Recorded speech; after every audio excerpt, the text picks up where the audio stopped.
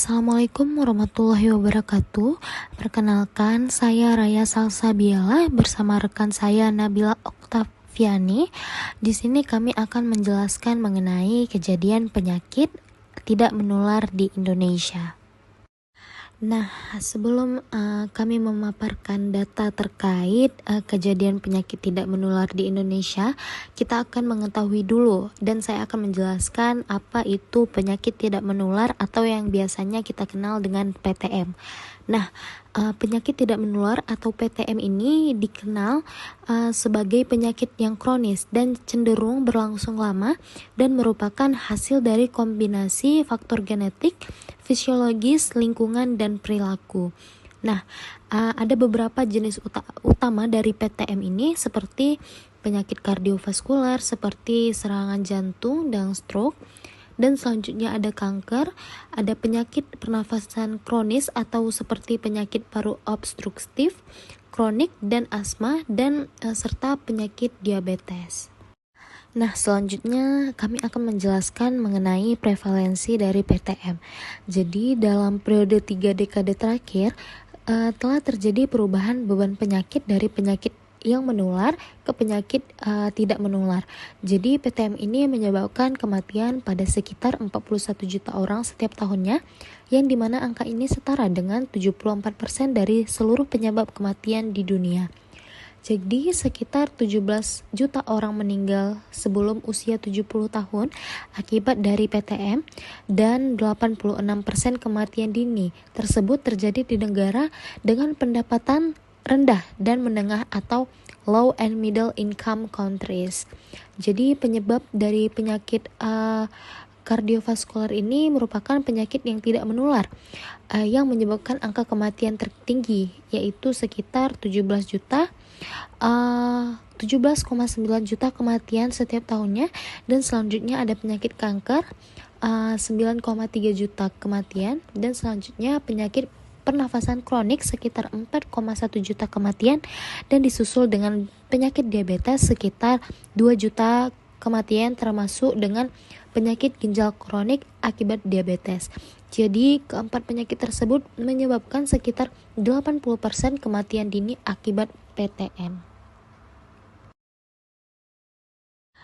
Nah, selanjutnya untuk hasil riset kesehatan dasar atau Riskesdas pada tahun 2018 menunjukkan adanya peningkatan prevalensi PTM jika dibandingkan dengan survei dari Riskesdas 2013.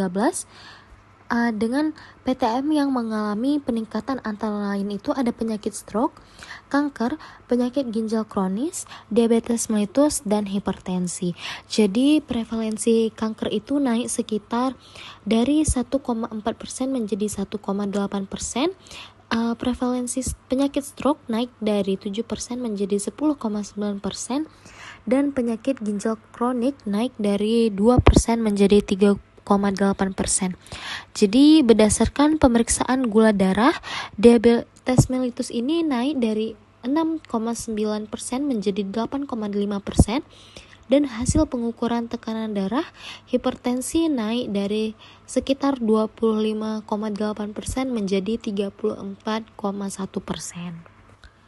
Nah, ada beberapa faktor-faktor yang mempengaruhi kenaikan prevalensi PTM ini, seperti adanya hubungan dengan pola hidup seperti merokok, kurang aktivitas fisik, dan konsumsi buah dan sayur.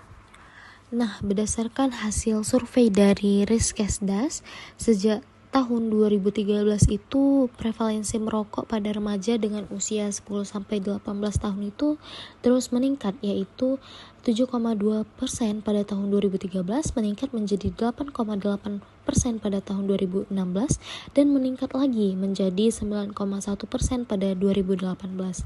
Dan proporsi kurangnya aktivitas fisik meningkat dari 26,1% menjadi 33,5%, diikuti dengan warga Indonesia ini cenderung memiliki berat badan yang berlebih atau overweight dari 8,6% di tahun 2007 menjadi 18,6% di tahun 2018, dan adanya obesitas dari tingkat 10,5% di tahun 2007 menjadi peningkatan di tahun 2018 yaitu 21,8%, dan juga tercatat lebih dari 95,5% masyarakat Indonesia itu yang berusia lebih dari 5 tahun mengkonsumsi kurang dari 5 porsi buah dan sayur dalam sehari. Jadi itu merupakan adanya hubungan pola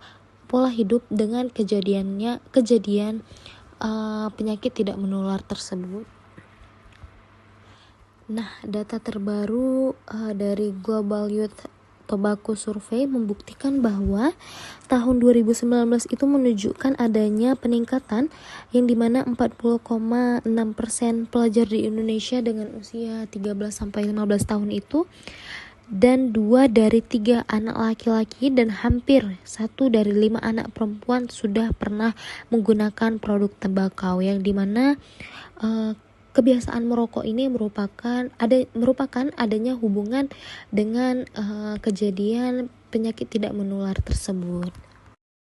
Mungkin hanya itu yang dapat kami paparkan mengenai data dari